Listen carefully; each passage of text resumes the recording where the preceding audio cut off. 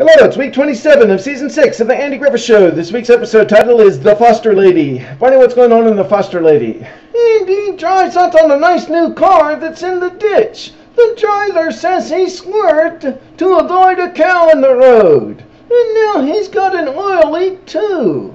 And Andy starts to drive back to town to get Gooder, but the man says no. Call from my car. And Andy looks in and sure enough, he's got a telephone in there. And Gooder is really impressed that Andy is calling in from a car. And Andy tells him to get out here with the tow truck right away. And when they get the car back to the filling station, Andy and Gooder find out that this is the Mr. Foster, the Foster furniture polish. Yeah, Goober says he sees their ads on TV all the time. He particularly likes the one where the pretty girl is holding the polish. And Mr. Foster asks him whether it makes him want to buy the polish, and he says no. Goober says no, I just look at the girl.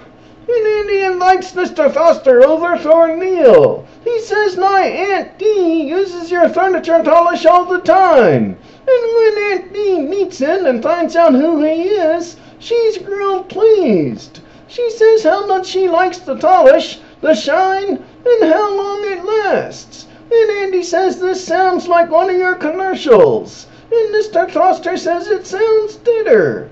I've been thinking about just using a regular person who uses my product in my ads instead of the actors I've been using. So Aunt Bee jumps on that. She repeats how much she likes it and how a regular user of the polish should do the ad, someone from a small town, hoping he'll pick up on the hint. And he does pick up on it. He says, how about you in a commercial, Miss Taylor? We could even film it in this house to make it more authentic. And he says if it works out, Aunt Bee could be their official representative. She could be the Foster Lady. And Gooder and Floyd are real excited to hear about it. They clap for Aunt Bee when they see her walking down the sidewalk. She says it'll be a few days till the TV folks come, but she's already real excited. And on the day that they're due to come, Opie and Andy find her rehearsing in front of the mirror at home. And then the TV folks show up. There sure are a lot of them. And the director says, we don't even have a script, Miss Taylor. We just want you to talk freely about the product in your own words. And then they start the first shoot of the commercial. But Andy and Gooder walk in, and she notices them, so she ruins the first take by walking off the set to introduce them to everybody.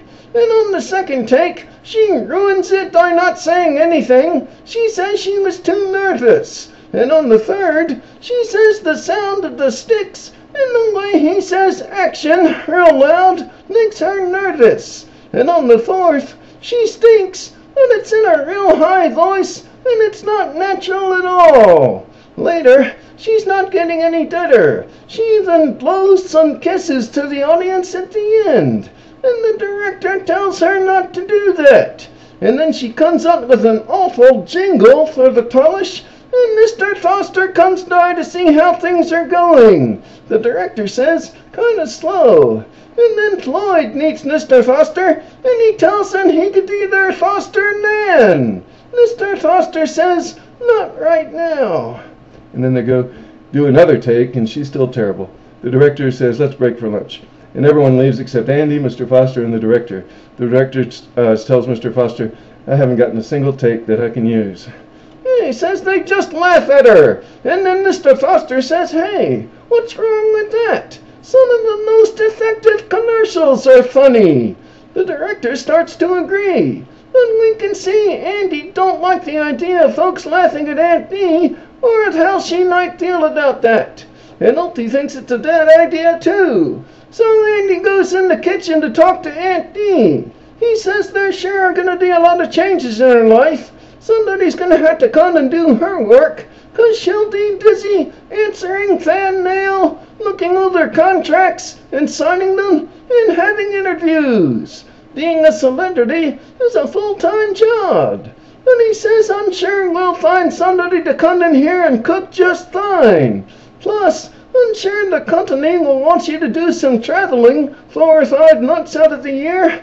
After all, you are the Foster Lady. and all this starts to have the effect on Aunt Bee that he wants it to have. She's thinking maybe she doesn't want to be a celebrity and be away from her friends and her clubs and her kitchen.